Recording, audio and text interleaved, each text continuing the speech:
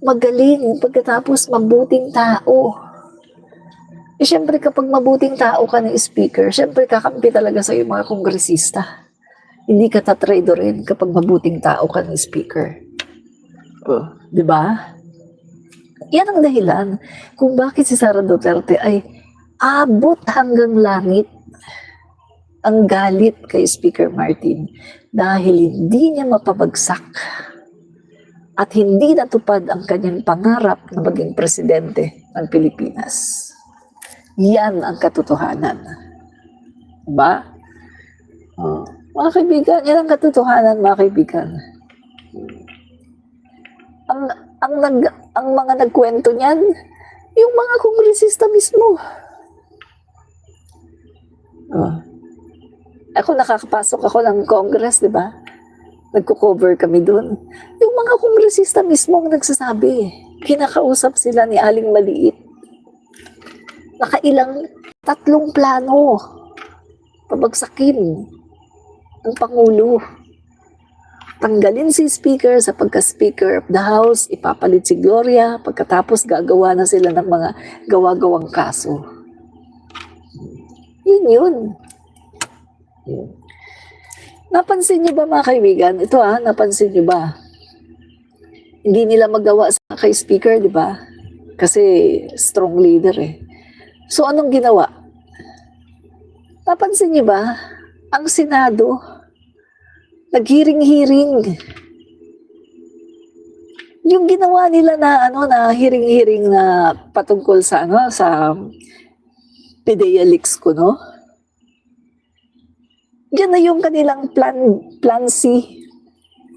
Kasi hindi umubra ang plan A, plan B, hindi umubra. So, nag-plan C sila. Yan na yung plano nila, mga kaibigan. Na gawan si PBBM ng intriga. Na kesyo, nandun daw yung pangalan ni PBBM, magkakaroon daw ng operation kasi huhulihin daw si PBBM, pati si Maricel Soriano na sumisinghot daw, ganun-ganun. Oh. Tapos kamukat-mukat mo, naging successful ba? Anong nangyari? Laging nakukulong.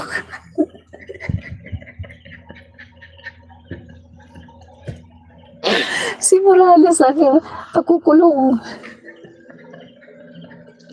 Kasi nahuhuli, nagsisinungaling. Tapos si Bato de la Rosa, di ba kitang-kita yung ni Bato? Si Bato pinagtatanggol pa niya si Morales. Kitang-kita yung sabuatan, di ba? Tapos si with Maharlika pa, kitang-kita yung sabuatan. Kasi hindi nila kinakaya sa Kongreso.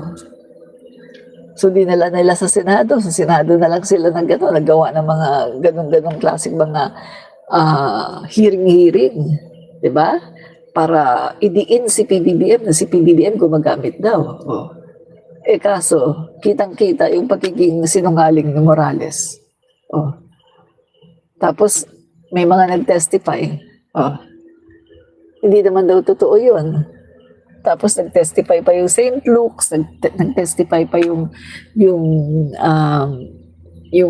dalawang babae na talagang totoo, legit yung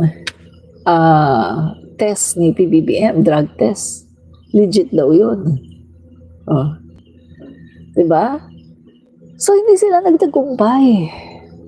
Ilang beses silang nag-attempt. Yung Senado ang ginamit nila, pero hindi sila nagtagumpay. E paano sila magtatagumpay, guys? Eh, intriga nga lang eh. Gawa-gawa nga lang yung issue eh.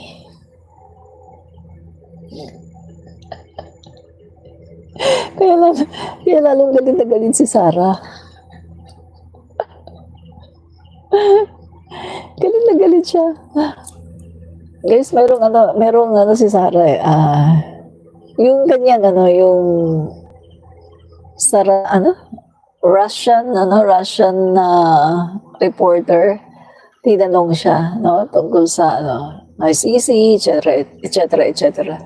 Tapos nagsabi pa siya doon na kaya daw pinahuli yung tatay niya, Isa daw sa dahilan, dahil political persecution daw, dahil yung tatay daw niya ay nag-aakusa daw kay President Marcos na na nag-aabuso sa droga.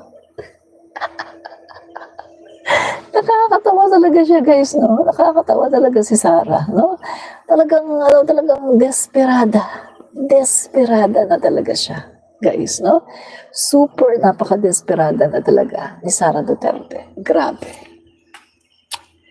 Ay, desperate talaga siya, guys, no? Yan.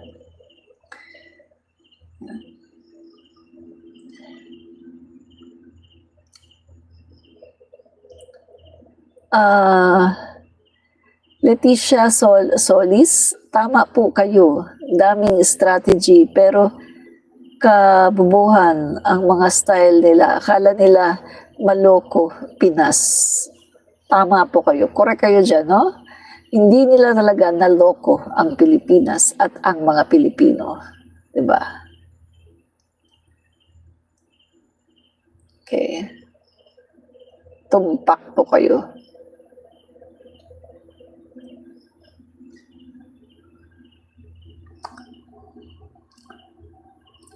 Marilyn Domdom.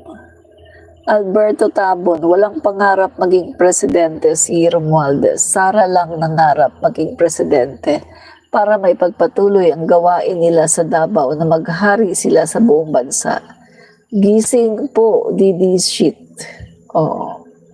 Correct po kayo dyan, no? Tama po kayo dyan. Si Sara talaga, ever since, no? Gusto niya maging presidente. At yun nga, gusto nila 10 taon pa, no? Style ni Sara, bulok. TYT gas. Ay, TYT gas. Ngayon lang kita ulit nakita. No? Saan ka ba nagsusuot? TYT gas. Ngayon lang kita ulit nakita dito sa comment section. And Loretta Velasco, hi. Hi din po sa inyo. Marilyn Dumdum, gahaman talaga yun si Aling Maliit. Siya nagtuturo dyan kay Sara to manipulate PBBM. Aurea Camara, alam ni Speaker ang galawan ni Gloria at Sayad. Ay, opo, matalino yan si Speaker Martin eh. No? Matalino po yan. Hindi nila yan basta-bastang loloko, no? Kaya nga galit na galit sila dyan eh. Alam mo, di ba mga kaibigan, noon pa eh, sinasabihan nila si PBBM na babalik daw, no? Babalik daw yung kumbaga friendship. Isa lang daw ang gusto nila. Tanggalin daw si Speaker. Tanggalin daw si Speaker sa pagiging House Speaker. Yun ang gusto nila talaga. Mga DDS, mga Duterte. Tanggalin si Speaker. Yan ang hinihiling talaga nila eh. Tanggalin si Speaker eh. Kita mo kung titingnan mo, bakit papatanggal si Speaker? Kasi nga mga kaibigan, si Speaker Martin ang malaking hadlang, ang malaking balakid sa kanilang plano. Si Speaker Martin ang malaking balakid kung bakit hindi nila napapa-impeach si PBBM. Si Speaker Martin ang malaking balakid kung bakit hanggang ngayon hindi pa rin presidente si Sara. Kasi mga kaibigan, yung ano nila di ba, si PBBM, naupo sa kanyang July 1. July 1, di ba? Ang balak nila mga kaibigan, 2 buwan pa lang si PBBM, papapatalsik na. Balikan niyo yung mga video ng DDS. Balikan niyo rin yung kanilang mga kinokomento. Di ba? 2022 pa lang, mga kaibigan. Anong sinasabi nila sa mga collection? Ay, ano na kayo, enjoy na kayo ngayon kasi malapit na kayong umiyak. Si Sara Duterte na magiging Pangulo. 2028 pa lang mga kaibigan, sinasabi na nila yan. As early as September, sinasabi na nila yan. August pa nga lang. Sinasabi na nila yan eh. Na kasi may nagsasabi pa, isang buwan lang si PBBM. Isang buwan lang uupo yan sa pagkapangulo. Tapos si Sara na. Ganyan yung mga sinasabi nila noon, mga kaibigan. Parang sigurado sila na si PBBM hindi niya matatapos ang isang taon. Hindi niya matatapos ang 2022. Ganyan yung mga sinasabi nila. Balikan niyo yung mga comment section at saka yung kanilang mga vlogger. Mga ganyan yung mga content nila, mga kaibigan. Kasama pa nga dati dyan yung si Bagong Lipunan na dati ay siya daw ay loyalista pagkatapos biglang, "Uy, Sara now." Oh, di ba? Yan yung mga content nila eh. Kaya hindi daw matatapos si PBBM ang 2 buwan. Pagkatapos ng 2 buwan, nung natapos yung 2 buwan na hindi natanggal si PBBM, sasabihin na naman nila, ay next month, iba na ang Pangulo, babae na ang Pangulo. Babae na daw, si Sara na daw. Pagkatapos next month naman, wala pa rin. Hindi pa rin natatanggal si PBBM.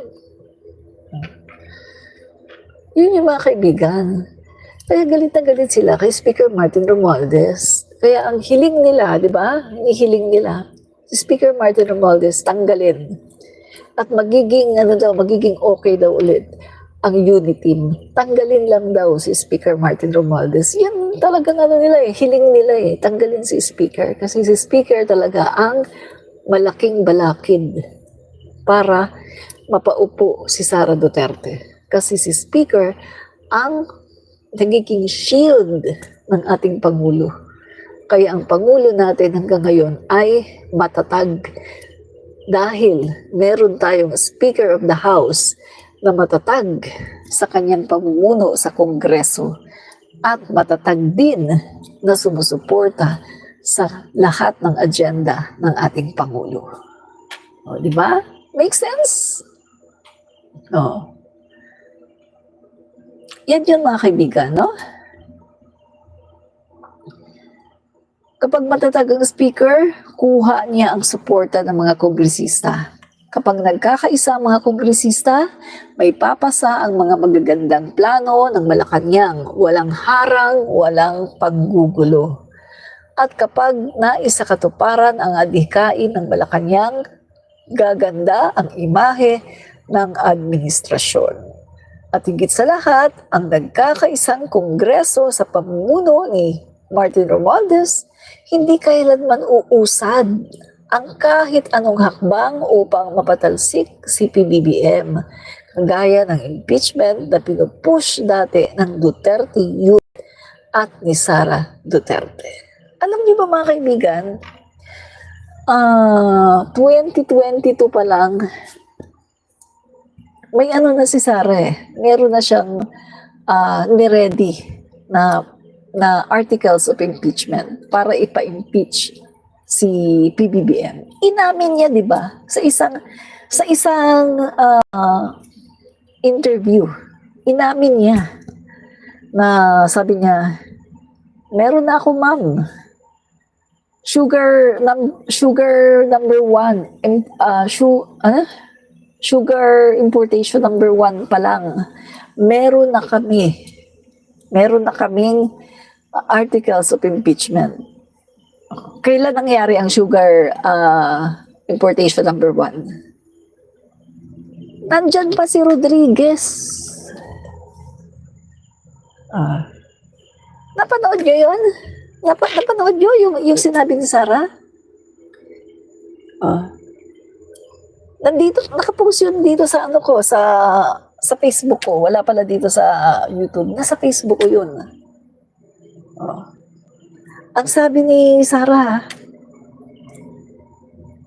sugar importation number 1 pa lang, meron na kaming articles of impeachment. May nakalista na daw sila. Kailan ba nangyari ang sugar importation number 1? Di ba yan yung kay Rodriguez? Kaya siya napatalsik dyan.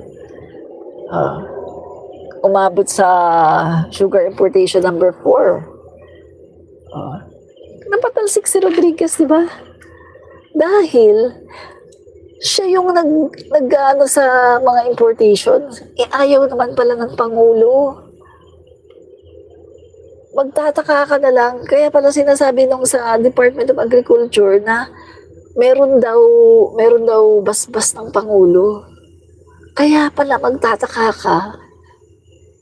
Si PBBM nagtataka, bakit may basbas ng Pangulo? Hindi naman niya binasbasan yung mga importation na yun, ang lalaki. Yun pala, ginagamit pala yung seal ni PBBM.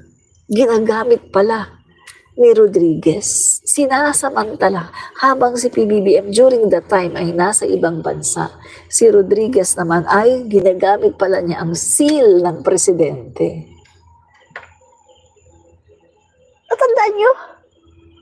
Grabe. So, sugar importation number 1, 2022 yan. Panahon pa ni Rodriguez. May hawak na si Sara na articles of impeachment. So, ibig sabihin, talaga palang pinagpapalanguhan pala talaga nila si PBBM na patalsikin.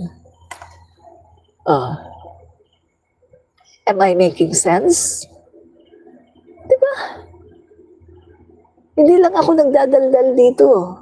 Yung sinasabi ko ay tumutugma-tugma sa mga sinasabi ng Vice Presidente. Sandali, hanapin ko nga, tingnan ko kung makikita ko kaagad yung video na yan, na sinabi niya na sugar importation number 1 pa lang ay meron na silang nakalista na articles of impeachment. Dali, hanapin ko. Tingnan ko kung makikita ko ba kaagad. Ang dami-dami ko ng video dito eh. Dali,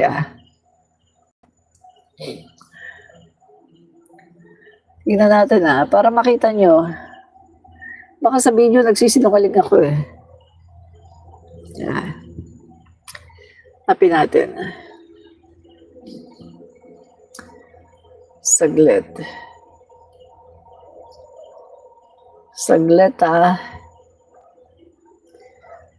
Okay. Wait.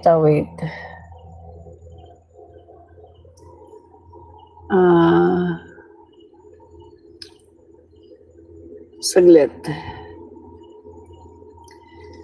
Gusto ko ipakita sa inyo eh.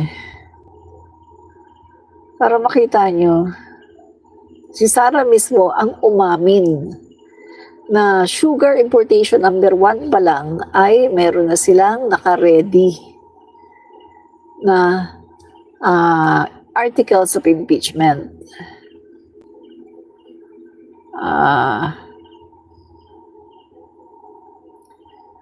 Dali Dami ko kasing dito eh. Ang dami kong videos eh. Minsan ang hirap minsan maghanap eh. Pag ganitong ang daming videos. Tapos walang title.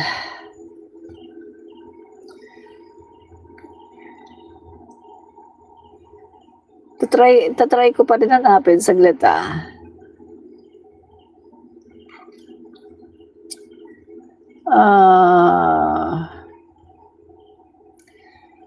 Saglit.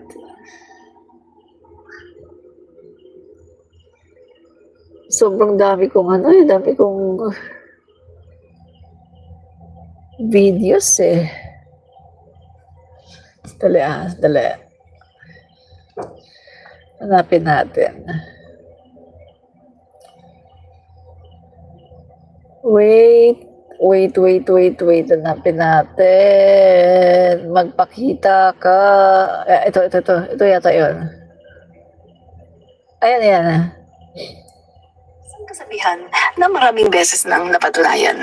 At ito mga kaibigan ay napatunayan na naman dahil po dito sa kadaldalan ni Bibi Duterte. Na noon pa pala, mga panahon na andyan pa po si Vic Rodriguez ay kanila na pong pinagbabalakan na i-impeach si PBBM. Galing mismo sa kanyang bibig sa panahon pa lang daw ng Sugar Order number 1 ay nando na, mga kaibigan, yung kanilang impeachment, articles of impeachment, naka-ready na. Ma'am, unsa pag naay mo file, naman mi articles of impeachment so good pa sa Sugar Order number 1. Nami, naka-ready na siya, ma'am. Ang isda ay See? O, di ba? May resibo ako. Sugod pa. Bisaya siya eh. Naintindihan ko kasi pareho kami salita eh. Naami.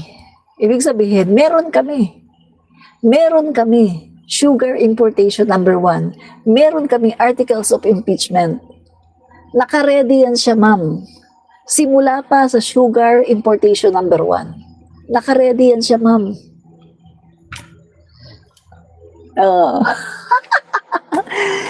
So may resibo ako, di ba? Hindi lang ako tumatalak dito nang walang resibo. May resibo ako. 2022, pinagbabalakan na ng kampo ni Sara Duterte na ipa-impeach si PBBM para maupo siya at maging presidente. Am I making sense? Diba? Hindi ako nagsisinungaling. May resibo. Sugod pa. Sa sugar importation number 1, may nakaredy na kami, articles of impeachment. Ibig sabihin sa sugod pa, sa simula pa. Sa simula pa. Sa sugar importation number 1, may nakaredy na kami. Biruin mo mga kaibigan na, binudol talaga niya si PBBM. Ginawa siyang DepEd Secretary. Maayos ang pagtingin sa kanya ni PBBM. Tuwing si PBBM ay umaalis papunta sa ibang bansa, siya ang caretaker ng bansa. Iniiwanan sa kanya ni PBBM ang Pilipinas. Malaki ang tiwala ni PBBM sa kanya. Pero sinasaksak na pala niya sa likod. Meron pala siyang plano. Napaka-traidor.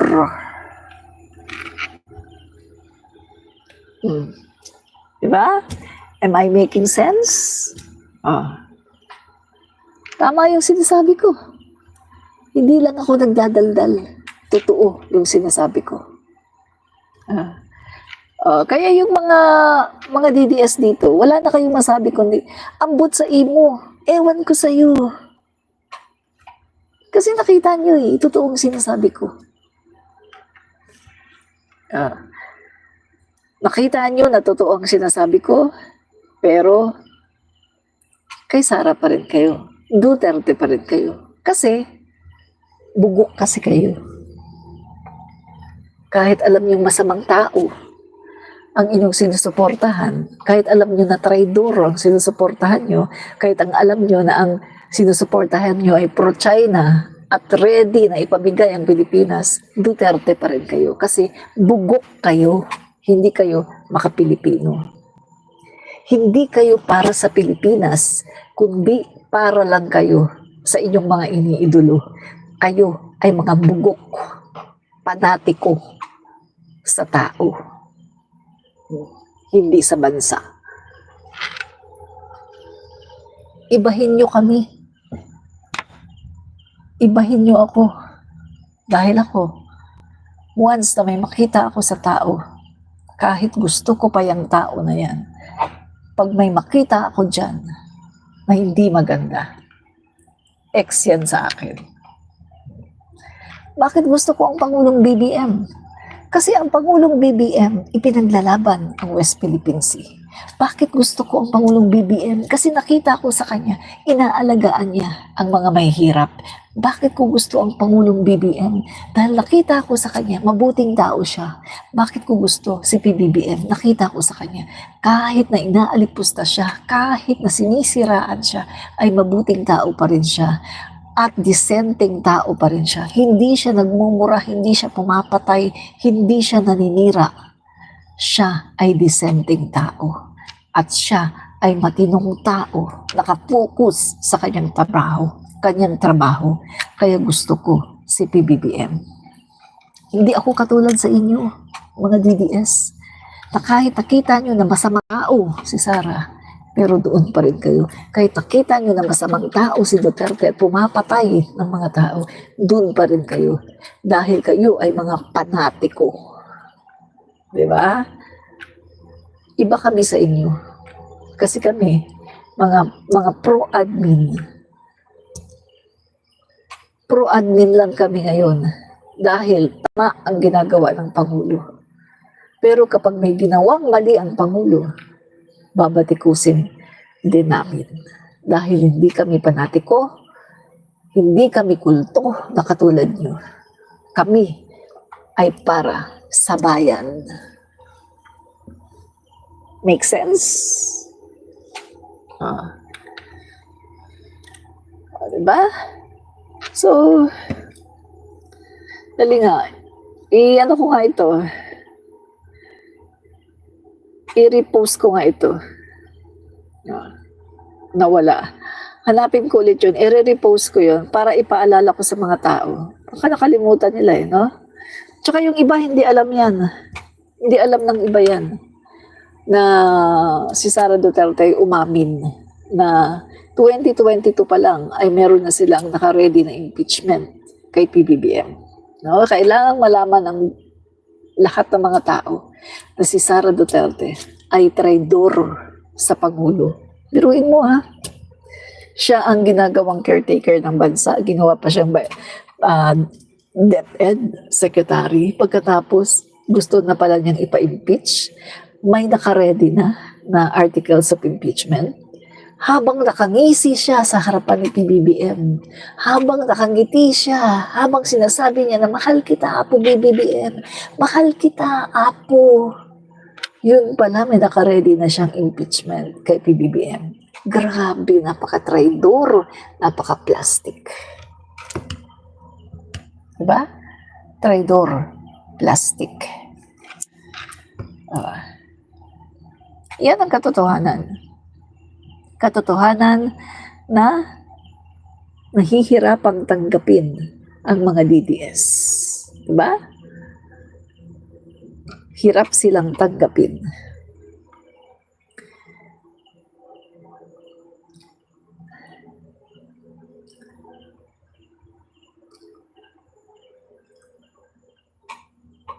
TYT gas. Yan. Yan. Correct ka dyan, TYT gas. Tumpak ka dyan. Adik lang ang nagbabanta sa tao. Kaya nga, di ba, mga adik sila eh. Mga adik sila eh. Kita nyo, oh. O, di ba? O. Baste. Digong. Fentanyl. O. Nagme-Mary Jane pa. Pulong. O. Si Pulong. O.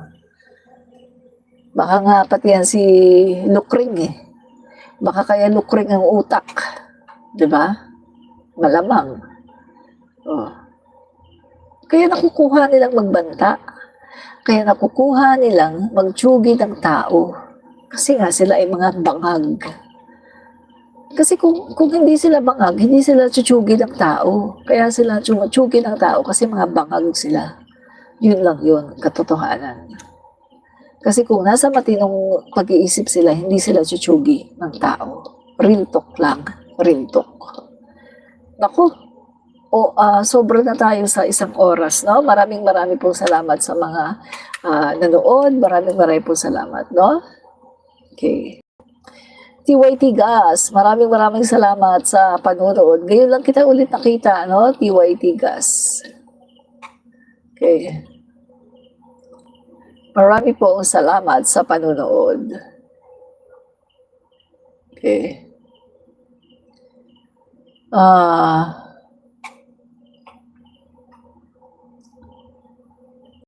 Correct ka dyan sa sinasabi mo, no? TYT ka. Si Sara, abroad ng abroad, naghahanap ng aampon kay Digong. Pero wala naman eh. Wala mang aampon kay Digong eh. Diba? Walang may gustong umampon kay Digong. Sa totoo lang, no? Aurea Camara, tama ka po. Yes, yes po, no?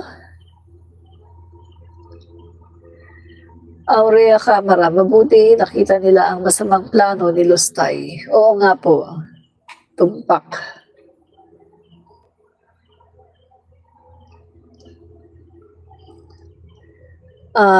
TYT Gas, tumahimik na si Piatos. Hindi pa rin, marami pa rin sinasabi, TYT Gas. Marami pa rin siyang sinasabi, no? Yan. Okay mga kaibigan, no? Bukas na lang ulit kasi 1:30 na po, naka-isang oras na tayo, no? 1 oras at kalahati, no? So, maraming pong salamat. Yan. So, thank you very, very much mga kaibigan sa lahat po ng mga pro-PBBM, no? Pro-government at sa lahat po ng mga DDS na nanonood. Paki-double tap na po mga kaibigan para kayo po ay makapag-like. Maraming po salamat sa nanonood. At ito po muli si Admin Rich, commentarista, fight fake news, expose the truth. Yan mga kaibigan na. Admin Rich, commentarista. Bye-bye and God bless.